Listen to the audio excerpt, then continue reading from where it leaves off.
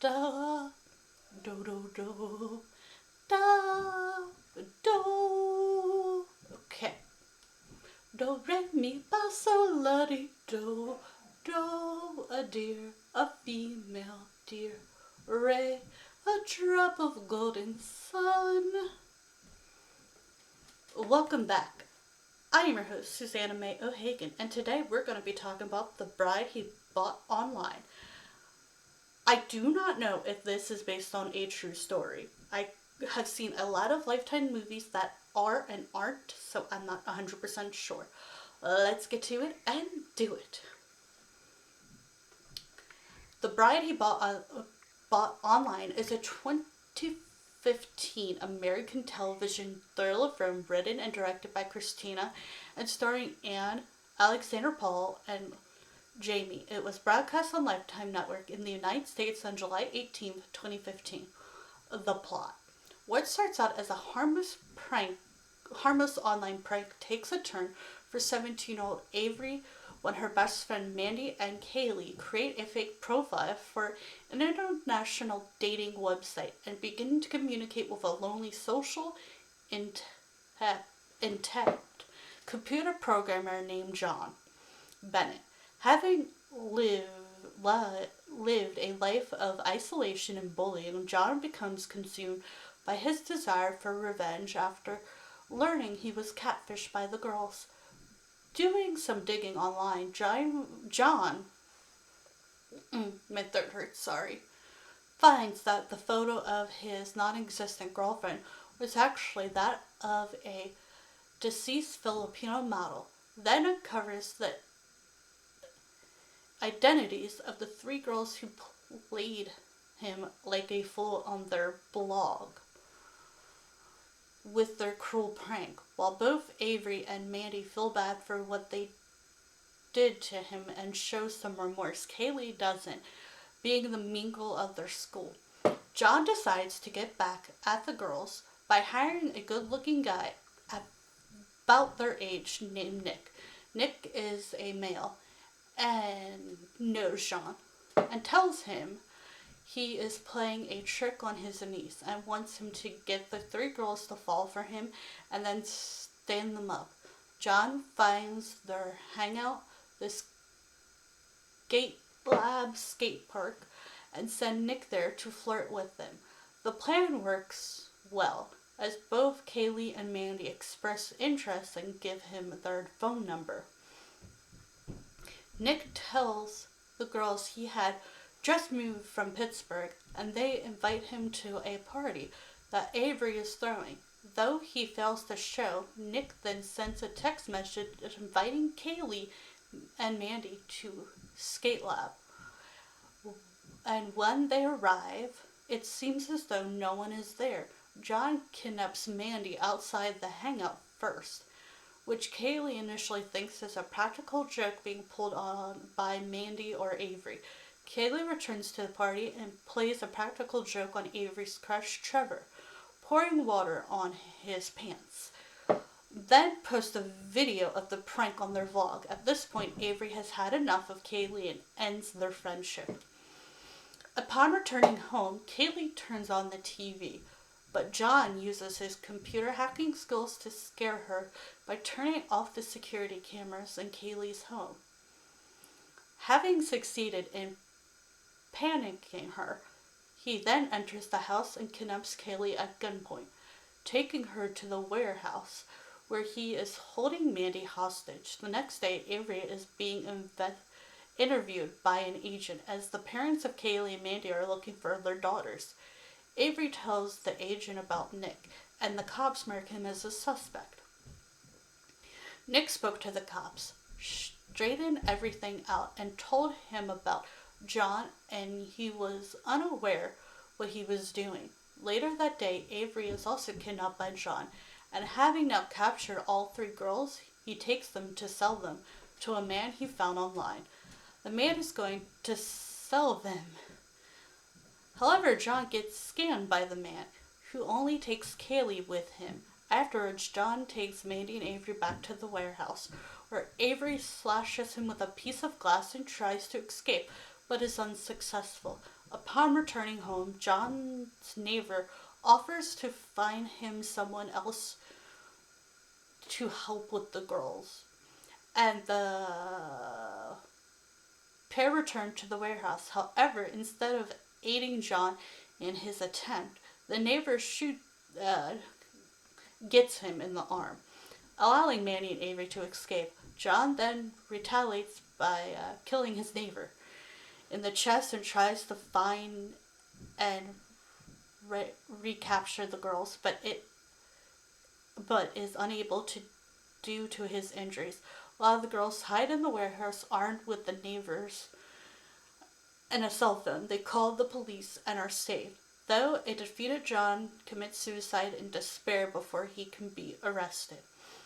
As the film ends, Avery is in the hospital being questioned by law enforcement. The final scene shows her taking things out of Kaylee's locker while Avery's voice over explains that Kaylee was never found. Yeah, it's kind of a messed up ending. That's why I didn't really love the movie. Kaylee just basically vanishes. A lonely and unstable man seeks revenge against 3 teens who created a fake mail order bride blog. 27 on Popcorn. Yeah, I could see it. Like, there's not even that many. Fair, predictable, aside from a twist at the end.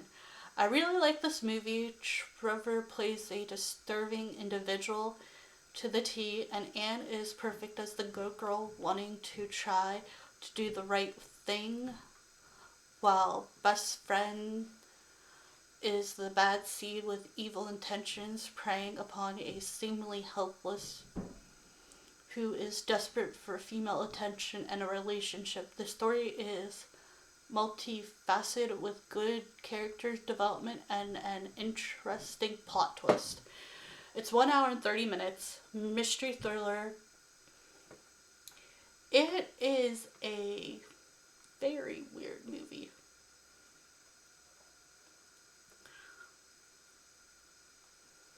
I'm trying to see if I can find any information, because this is another one of those that doesn't have much.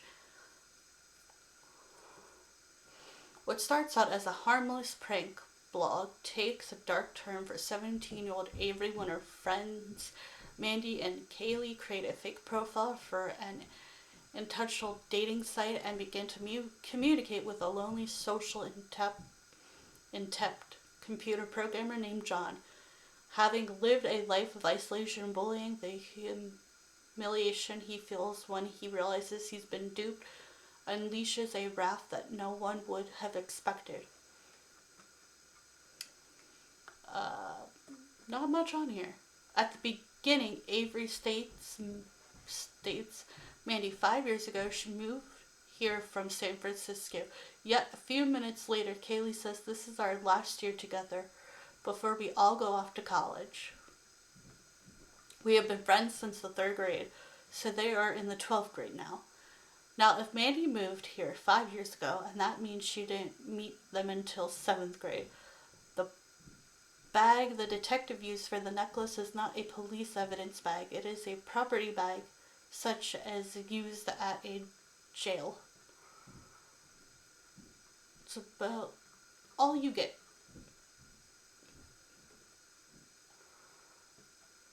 Okay, I'm just going through the short ones first.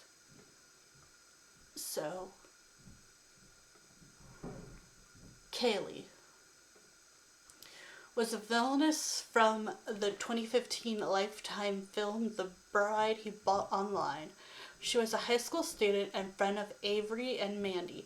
The girls ran a prank blog together, but Avery and Mandy were reluctant about the blog due to Kaylee's increasingly vicious pranks and her general selfish behavior.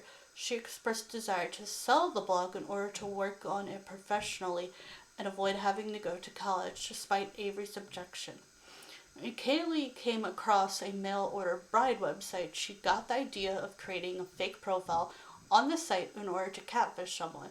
This led to the social awkward John Bennett to contact the fake profile. Kaylee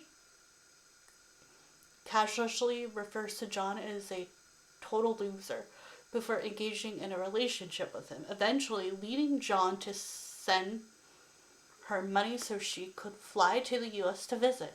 When Avery confronted Kaylee about taking the joke too far, she tried to justify her actions by saying that many men who would go to a mail order bride website was just looking for her, and claimed that she was pranking John to teach him a lesson. Kaylee then went to the airport to watch John's heartbreak reaction to his girlfriend not showing up, forcing Mandy to tape the event after Avery stormed out in disgust. Yet they had forced Avery to go see it. She had no clue this was happening. After realizing Kaylee's scheme and tracking the girls down through her prank blog, John begins a plot to get revenge against the bully. He started by hiring a male named Nick to meet with the girls, flirt with them, and get their phone numbers. While at a party, Kaylee pulled a prank on Avery's crush, Trevor, upsetting Avery. Kaylee then insults Avery, saying that she was no fun anymore. Before Avery ends their friendship, Kaylee and Mandy go to their skate park hangout to meet Nick, not knowing it was really John who sent the text asking them to meet there. John abducts Mandy while Kaylee was in the building, and Kaylee asks a passing cop if he saw her, mocking him when he ordered her to leave. Another night, while home alone, Kaylee was surprised when the electricity went out. She saw John approaching her door and tried to keep the door shut, but John was still able to force his way in. Kaylee attempts to run, but John pointed at her. Kaylee tried to apologize and offer to give him back his money, but John told her that it wasn't interested in the money and wanted to make Kaylee pay for hurting him. After tying her up, John took Kaylee to the abandoned warehouse where he was also holding Mandy hostage. There, Mandy scolded her friend, blaming her for what happened. After kidnapping Avery as well, John taught Kaylee in practical for being the ringleader of the prank against him. The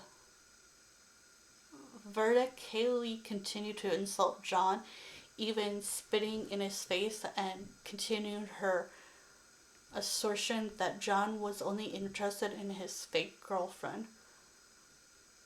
He then set up a deal to have the girls sold to a group of men, but the men were only interested in buying Kaylee.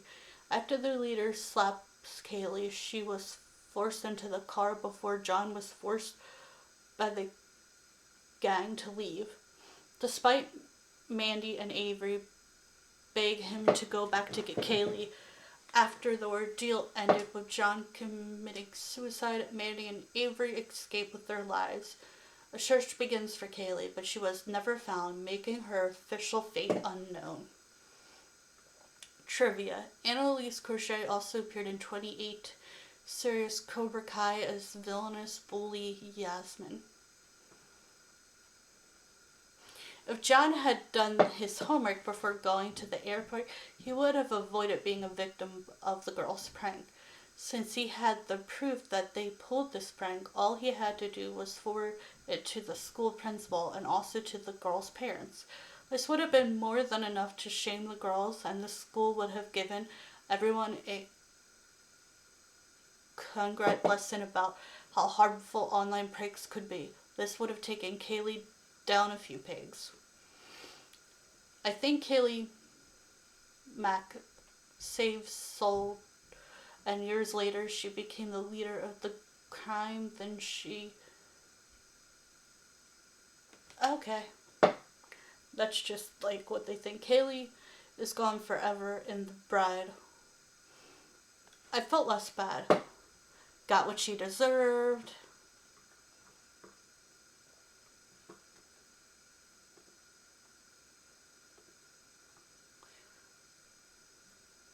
The Bride he bought online has roots in reality. So much of our everyday communication happens through the faceless internet: emails, tweets, Instagram photos, GChat, online dating sites, and so much more. I like to think I always know who I'm talking to, but sadly I can never be sure. And the new Lifetime movie, The Bride Who Bought Online, premiering on Saturday night, will truly show the audience that. I found it interesting from a theoretical standpoint that the internet has created crimes that didn't exist before, and how people, because of an anonymous of the internet, have the ability to sit behind a screen and do things that they couldn't justify doing in person. Write and direct a film says that that's what inspired me to create a story around that concept. So while the movie isn't based on one specific case, good to know, says she was inspired to write the film by various cases of cyberbullying and juvenile crime. Condot has a master's degree in criminal justice from Boston University, and her studies focus on cybercrime and juvenile delinquency. Cybercrime and the trust on the internet. Is very passionate about these topics and has studied the motivation behind teen crime, as well as internet crime, in which the World Wide Web gives folks a new way to commit old-fashioned wrongdoings. She published a paper in the International Journal of Cybercriminology. How the movie came to be. In addition to studying, she said she originally wrote The Bride Who Bought Online as an Indian horror movie that would be her direct debut, and she was ready to start up a crowdfunding campaign, but there was no need because executive producer Perry was into the idea, but as a thriller. The ending, but no spoilers. I should really say spoiler alert. Don't worry, I won't spoil the ending for you, but I will say that it's pretty dark. Nothing is tied up in a neat little package with a bow. That's something that makes sense for a movie. Is for a movie with so much gray area where no one is completely right or totally wrong. When Lifetime finally saw it, they said this was one of the darkest movies we've ever done because of the ending. You start out with the girls and they're so terrible to this guy, doing something so wrong and so mean. Then when it flips and he takes his revenge, I wanted the audience to say, they were mean, but they didn't deserve that. Yeah, it's a very complex story, I think.